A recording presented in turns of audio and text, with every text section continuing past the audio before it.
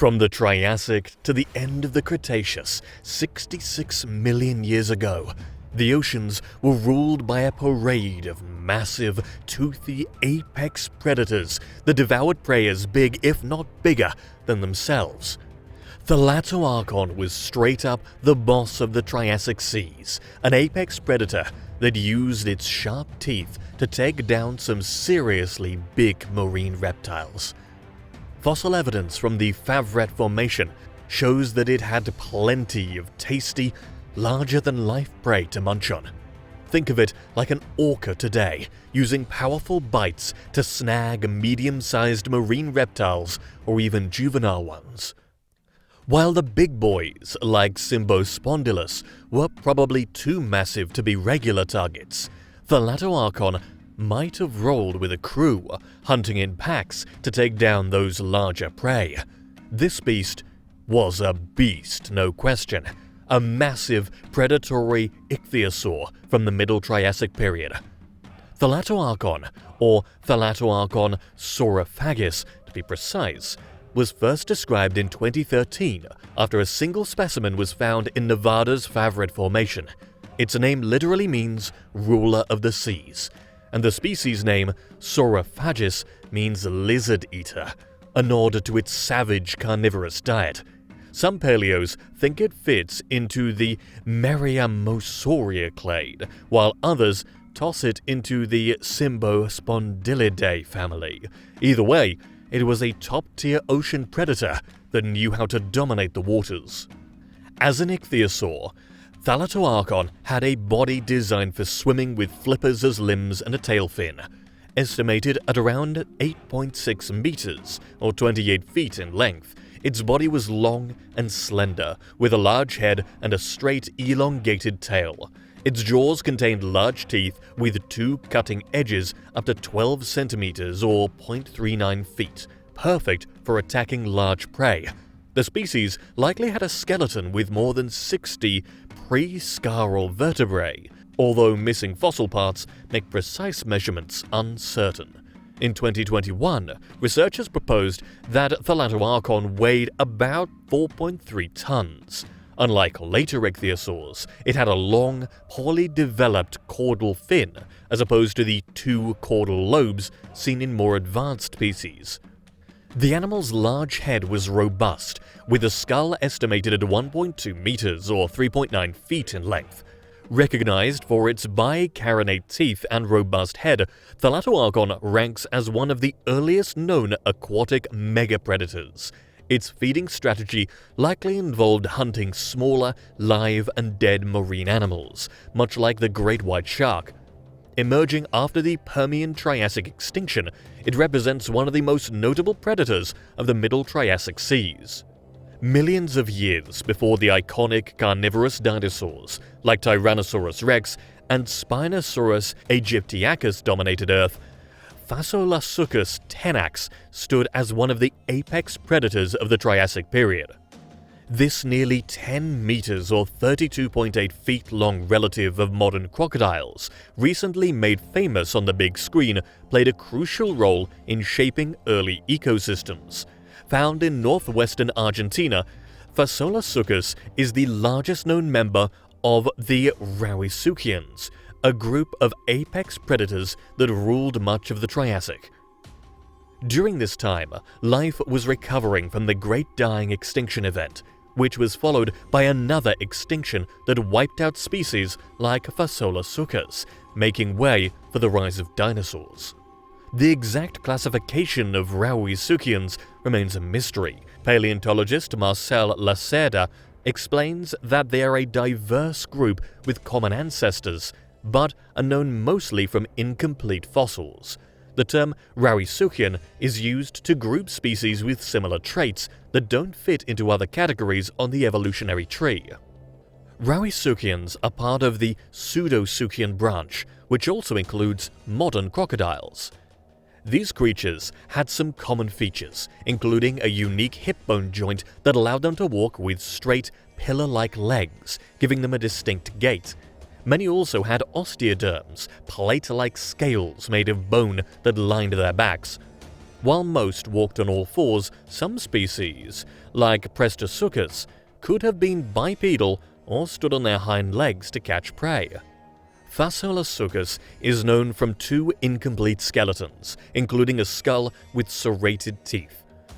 This creature likely weighed around 3 tons and had powerful jaws resembling those of large theropods. Despite its incomplete remains, it is considered one of the largest Rauisuchians discovered, though larger individuals may have existed but remain undiscovered or poorly preserved. Research into Triassic predators like Fasolasuchus has gained attention only recently. There is still much to learn about their diets, which likely consisted of large herbivores. Some species of Rauisuchians, like Saurasuchus galeae, had relatively weak bites, possibly preying on softer tissues or scavenging. Postosuchus was the real deal when it came to apex predators during the late Triassic, chilling in what is now North America. This extinct genus of Rauisuchid reptiles had 2 species, Postosuchus kirkpatricki and Postosuchus allosaurus.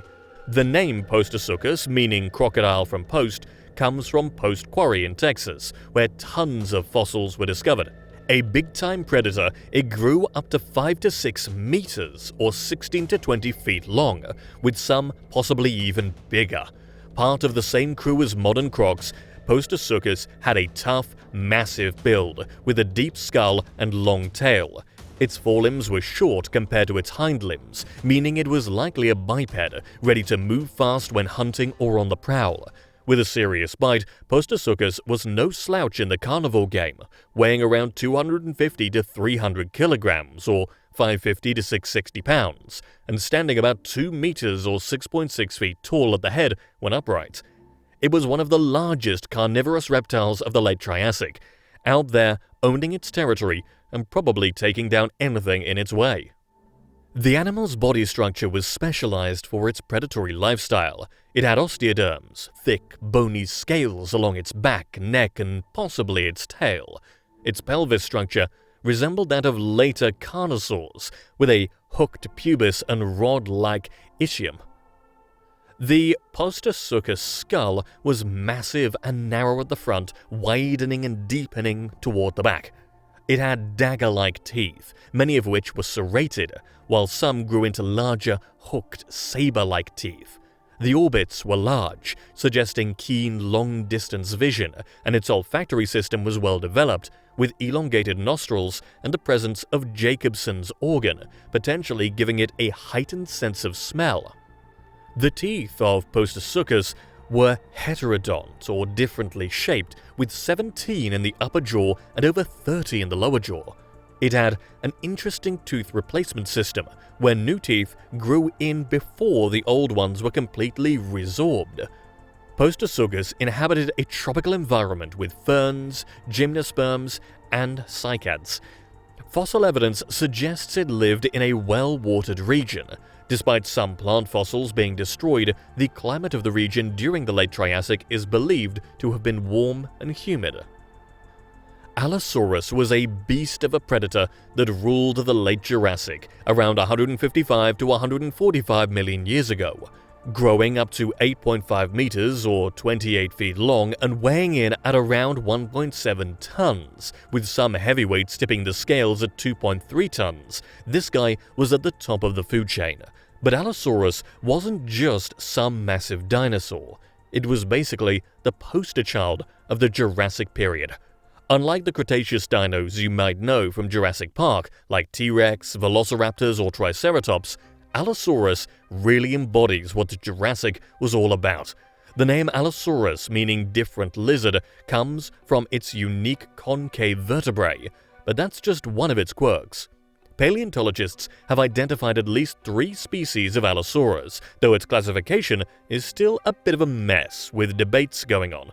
Still, all Allosaurus species shared similar traits: powerful limbs, a slightly sloping tail, and a body built for speed. This predator wasn't slow either.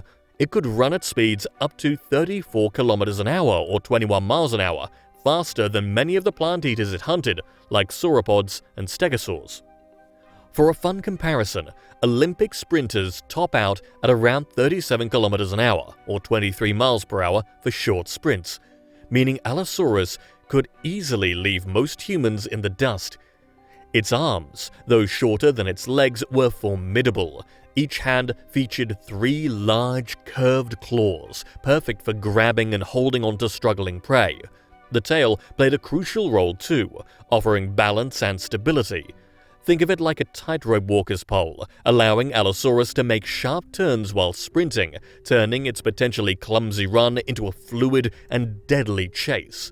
Despite its weaker bite force compared to other large dinosaurs, Allosaurus was likely more than just a scavenger. It probably hunted, using ambush tactics. Its skull, though large, was lightweight, built to endure the struggle of holding down large prey.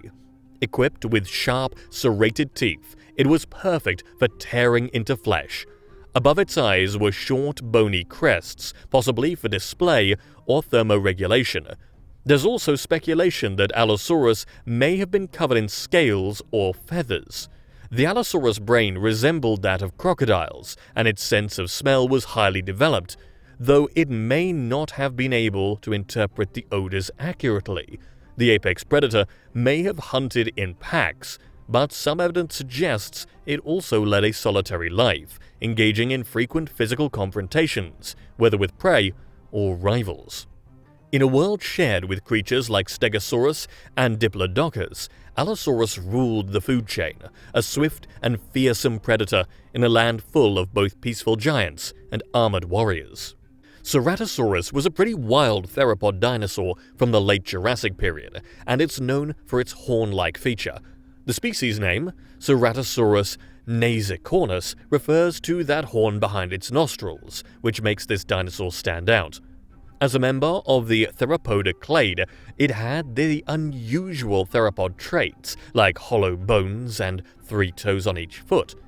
This predator was usually around 5 to 7.5 meters, or 17 to 25 feet long, weighing in between 450 to 900 kilograms, 1,000 to 2,000 pounds. Early specimens were on the smaller side, so they might have been younger ones, but later digs uncovered some much bigger specimens, proving it could grow pretty hefty. On 2 legs, Ceratosaurus had its 3-toed feet typical for a theropod, and its front arms were pretty tiny compared to its strong back legs. Those strong hind limbs meant Ceratosaurus could move pretty fast. It likely had a hunched posture, giving it a shorter appearance than it actually was, but it still looked pretty intimidating, cruising around on those 2 legs. Like many theropods, Ceratosaurus had a large head with deep jaws and sharp teeth designed for tearing meat. Its most striking feature was the horn on its nose, which scientists used to reconstruct its appearance. Its fused pelvis and metatarsus, bones in the foot, are traits it shares with modern birds and helped researchers distinguish it from other similar dinosaurs. Additionally, armor-like bones along its back offered some protection. Fossil evidence suggests Ceratosaurus had a keen sense of smell, though not as strong as the Tyrannosaurus rex, which is known for its excellent olfactory abilities. As a carnivore, Ceratosaurus fed exclusively on meat. Its teeth were longer than those of other large predators like Allosaurus, possibly indicating it had a different hunting style or preferred different parts of carcasses. Though its exact diet remains uncertain, Ceratosaurus likely hunted both herbivores and smaller carnivores. It may have also eaten aquatic species, such as ancient fish and crocodiles. As one of the larger carnivores of the Jurassic period, Ceratosaurus didn't have many natural predators. However, Allosaurus may have targeted young or weak Ceratosauruses. More likely, injury, illness, and competition for food posed greater threats. Liopleurodon was a beast of a marine reptile that cruised the Jurassic seas around 166 to 155 million years ago. As part of the Pliosauridae family, this carnivorous predator was perfectly built for the water, making it one of the top dogs of the Jurassic Ocean. What really made Liopleurodon such a deadly predator was its massive size and solid build. Estimates say this creature could grow up to 6.4 to 7 meters, or 21 to 23 feet long, but some reconstructions suggest it could have been even bigger, possibly reaching 10 meters or 33 feet or more. With that size, it was pretty much at the top of the food chain, and not much could challenge it in its underwater world. Liopleurodon's life as a predator was all about its insane hunting skills and sheer power. Its long, muscular body, paired with sharp, conical teeth, made it a savage hunter, going after anything from fish and squid to other marine reptiles. Its jaws were huge and strong, capable of opening wide enough to gulp down big prey, and its teeth were built for gripping and tearing into flesh. It probably used a snap and grab method when hunting, kinda like how modern apex predators like crocs hunt today. Liopleurodon had short, strong limbs with flippers that acted like oars, letting it zoom through the water at impressive speeds. This came in clutch when chasing after fast-moving fish or smaller marine reptiles. Despite its size, it could move pretty nimbly in the water, able to make quick sprints, which made it an efficient predator, ready to ambush or chase down anything that crossed its path. Its ability to swim fast and agile made it nearly untouchable in its habitat. Being an apex predator, Liopleurodon didn't have much competition. While other marine reptiles like ichthyosaurs or the larger plesiosaurs had different ways of hunting and eating, Liopleurodon's sheer size and muscle made it the king of its waters. It probably didn't have to worry much about other carnivores and had free rein to hunt whatever it wanted. Dilophosaurus was one of the top predators of the early Jurassic, hanging around 186 million years ago. Known for the funky double crest on its head, this theropod stood out not just for its looks, but for its hunting skills too. While it wasn't as massive as some of the later Jurassic giants, Dilophosaurus was still a deadly predator, going after all kinds of herbivorous dinosaurs and smaller creatures. This guy was a decent-sized theropod, stretching about 6 meters or 20 feet long and weighing around 400 kilograms or 880 pounds. Its body was built for speed, with long, powerful legs and a flexible tail to help it keep its balance while running. This speed was key to its hunting style, letting it chase down or outrun prey. Unlike the larger, slower predators, Dilophosaurus could move fast, making it a serious threat. What really made Dilophosaurus an apex predator was its brain power and hunting smarts. It might not have had the raw size or strength of later predators like Allosaurus or Tyrannosaurus rex, but it made up for that with speed, agility, and sharp hunting skills. It was likely a sneaky ambush predator, using its speed to catch prey off guard or chase down smaller dinos. The double crest on its head, which was probably used for mating displays or communication, might have helped it coordinate with others of its kind, either for hunting together or defending its turf.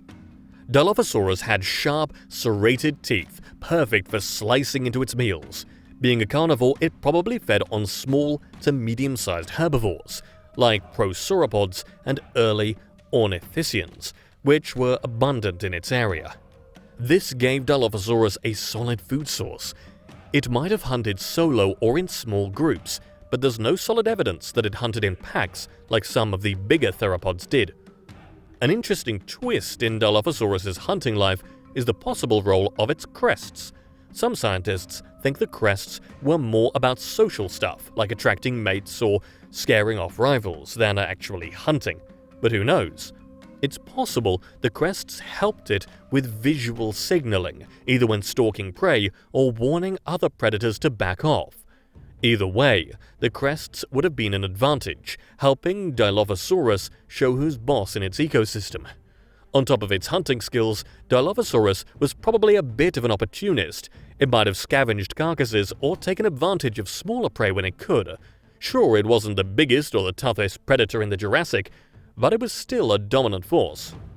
The mighty Tyrannosaurus rex, the undisputed king of dinosaurs. This prehistoric heavyweight has been stealing the spotlight for over a century, captivating people from all walks of life. Whether in scientific studies, museum halls, or blockbuster hits like Jurassic Park, T-Rex is the face of the dinosaur world. The name Tyrannosaurus rex breaks down to Tyrant Lizard King, a title that fits perfectly. And thanks to its legendary status, T-Rex will keep ruling the prehistoric scene as more fossils come to light. This apex predator stomped around between 67 and 66 million years ago, right at the tail end of the Cretaceous period. But here's where things get interesting. According to Thomas Carr, a T-Rex expert and professor at Carthage College, there's a mysterious gap in the fossil record from 69 to 67 million years ago in the western US and Canada, the usual stomping ground of T-Rex. Before this blackout period, the dinosaurs of the Hell Creek Formation, which spans Montana, North Dakota, South Dakota, and Wyoming, were relatively small, maxing out around 30 feet or 9 meters. But after this gap, suddenly the landscape was dominated by massive, completely different dinos, including the first appearance of T-Rex. Turns out, around 68 million years ago, sea levels dropped, creating a land bridge between North America and Asia. According to Carr, this opened the floodgates for Asian dinosaurs to invade, and T-Rex was likely part of that prehistoric migration. As for exactly when T-Rex took over, it had to be after the sea levels fell.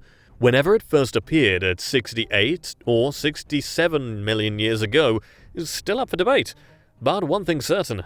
The Tyrant King met its end 66 million years ago when an asteroid wiped out the non-avian dinosaurs.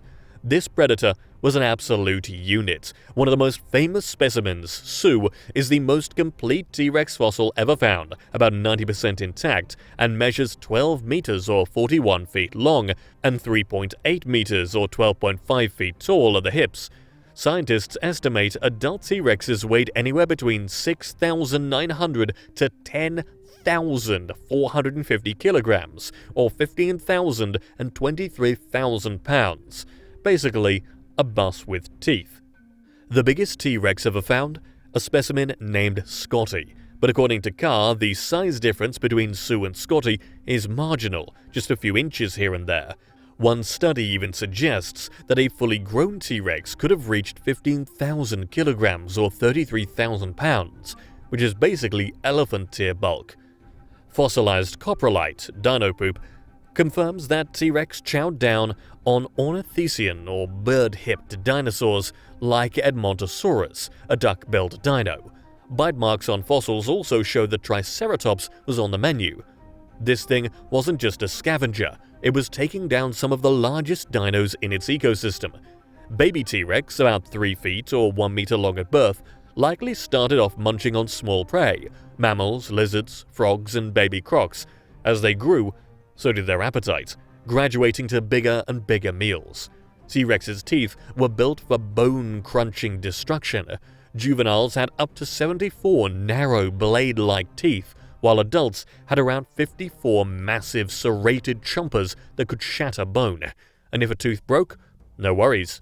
T-Rex constantly grew new ones, meaning its teeth are some of the most common fossil finds. T-Rex didn't just bite, it obliterated. A 2017 study estimated that Sue had a bite force of 34,520 newtons. For comparison, a modern saltwater crocodile has the strongest bite today at 16,460 newtons, meaning T-Rex bit with more than twice the power. Looking at pressure per tooth, T-Rex exerted a whopping 2,974 megapascals, or 431,342 psi, enough to pulverize bone like potato chips. The largest tooth crown found measures 4.6 inches or 11.7 centimeters. So yeah, not something you want to mess with. Tyrannosaurus rex wasn't just the king of the Cretaceous, it was one of the most terrifying land predators Earth has ever seen. When it comes to prehistoric nightmares, Spinosaurus aegyptiacus is in a league of its own. This massive, sail-backed predator wasn't just another giant carnivore, it was a top-tier apex predator, ruling both land and water during the Cretaceous period, around 95 million years ago in what is now North Africa. Spinosaurus wasn't just big, it was the largest known carnivorous dinosaur, outgrowing even T-Rex and Gigantosaurus. Estimates suggest it stretched up to 15 to 18 meters, or 50 to 60 feet long, and weighed around 7 to 10 tons. Its long, crocodile-like skull, measuring over 1.5 meters or 5 feet, was packed with conical teeth perfect for gripping slippery prey. Unlike other theropods, Spinosaurus had short but powerful hind limbs, a long tail, and a massive sail on its back. While its exact function is debated, that sail may have helped with thermoregulation, display, or intimidation, a pretty badass feature for an apex predator. One of Spinosaurus's biggest advantages was that it dominated both land and water. Fossil evidence, including its densely built bones, suggests it spent much of its time in rivers, lakes, and swamps, much like a modern crocodile. It had paddle-like feet and a tail built for swimming, making it the first known semi-aquatic dinosaur. Its primary menu? Giant fish, sharks, and even other dinosaurs.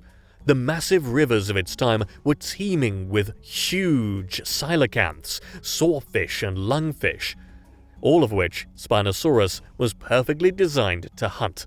It wasn't picky. Evidence suggests it may have even scavenged or hunted land-based prey like young sauropods or smaller predators. Spinosaurus ruled its environment with a mix of size, power, and adaptability. It was too big for most other predators to challenge, had specialized hunting techniques both in and out of water, and lived in an ecosystem where competition was fierce. While it may not have been as aggressive as T-Rex, it dominated its niche, proving that being an apex predator isn't just about brute force, it's about evolutionary perfection. Simply put, Spinosaurus was the ultimate prehistoric river monster, a terrifying hybrid of a T-Rex and a crocodile on steroids. If you think modern crocs are scary, Deinosuchus would have been your worst nightmare. This prehistoric giant, whose name means terrible crocodile, was a 10-meter or 33-foot long, 5 to 10 ton apex predator, lurking in North American waters 82 to 73 million years ago during the late Cretaceous. At first glance, Deinosuchus looked like an oversized alligator, but it was way more powerful. Its skull alone was over 1.5 meters or 5 feet long, housing bone-crushing jaws capable of generating a bite force of up to 23,000 pounds per square inch. This beast wasn't just a fish eater, it actively hunted dinosaurs, including hadrosaurs and even smaller theropods, dragging them into the water like modern crocs do. Fossils of its bite marks found on dinosaur bones prove it wasn't afraid to snack on landwalkers. It probably ambushed prey at riverbanks, exploding out of the water like a massive scaly torpedo. Even large predators like tyrannosaurs had to think twice before getting too close to a Deinosuchus-infested swamp. Despite its terrifying nature, Deinosuchus wasn't a true crocodile. It was actually part of a group called crocodiliforms, closely related to both modern alligators and crocodiles. And while today's biggest crocs max out at around 6 meters or 20 feet, Deinosuchus makes them look like babies in comparison. This prehistoric megagator was at the top of the food chain for millions of years, proving that sometimes patience and power are all you need to rule the ecosystem. Forget sharks. If you were swimming in the late Cretaceous oceans, Mosasaurus was the real top dog, or top reptile in this case. This 15 to 18 meter or 50 to 60 foot long marine reptile, which lived around 82 to 66 million years ago, was essentially a giant, deep-diving sea lizard with razor-sharp teeth and a hunger for anything that moved. Mosasaurus wasn't a dinosaur, it was a mosasaur, a group of marine reptiles closely related to modern monitor lizards and snakes. It had a long, streamlined body, powerful flippers, and a massive tail that allowed it to rocket through the water like an underwater missile. Its double-hinged jaws, like a snake's, let it swallow prey whole, and its teeth were designed to grip and crush anything unfortunate enough to get caught. What did it eat? Pretty much whatever it wanted. Fish, sharks, smaller mosasaurs, even pterosaurs that got too close to the water's surface. Fossils show that Mosasaurus bite marks have been found on marine reptiles and ammonites, meaning it wasn't just a passive hunter, it was a vicious opportunist. With no natural predators as an adult, Mosasaurus ruled the late Cretaceous seas right up until the asteroid that wiped out the dinosaurs. Its dominance is why some scientists compare it to the prehistoric version of a killer whale, except way meaner. The best part, Mosasaurus still has living relatives today. Its closest modern cousins are monitor lizards and snakes, proving that even though it went extinct, its DNA still lingers in the animal kingdom. Now imagine looking up and seeing a flying reptile the size of a small plane soaring above you. That's Quetzalcoatlus, the undisputed king of the skies in the late Cretaceous, about 70 million years ago. Named after the Aztec feathered serpent god Quetzalcoatl, this pterosaur wasn't just one of the biggest flying animals ever, it was an absolute unit. With an 11 to 12 meter or 36 to 40 foot wingspan, it was bigger than some small airplanes. But despite its massive size, it was surprisingly light, weighing only 400 to 600 pounds, or 180 to 270 kilograms, thanks to its hollow bones and ultra-efficient design. Unlike what Jurassic World showed, Quetzalcoatlus wasn't a deep-sea fisherman. It likely hunted on land like a prehistoric stork from hell. It had a long, spear-like beak, perfect for snatching small dinosaurs, lizards, and even baby T-Rexes right off the ground. Its long legs and powerful body suggest it could walk on all fours, using its wings to launch itself into the air like a catapult. And don't let its fragile appearance fool you. Quetzalcoatlus was a skyborne apex predator, patrolling the late Cretaceous landscapes like an airborne Grim Reaper. It could travel hundreds of miles without landing, meaning it controlled massive territories and had almost no natural threats once airborne. So, how did something this massive take off? Scientists believe Quetzalcoatlus used its powerful forelimbs to push off the ground, launching itself skyward in one giant leap before flapping into flight. This method, called quadrupedal launch, is something modern creatures like vampire bats still use today. Unfortunately for Quetzalcoatlus, its reign ended 66 million years ago, alongside the non-avian dinosaurs when the asteroid hit. But its legacy, untouchable. Even today, it remains the largest known flying animal, proving that in the skies of the Cretaceous, nothing came close to its dominance.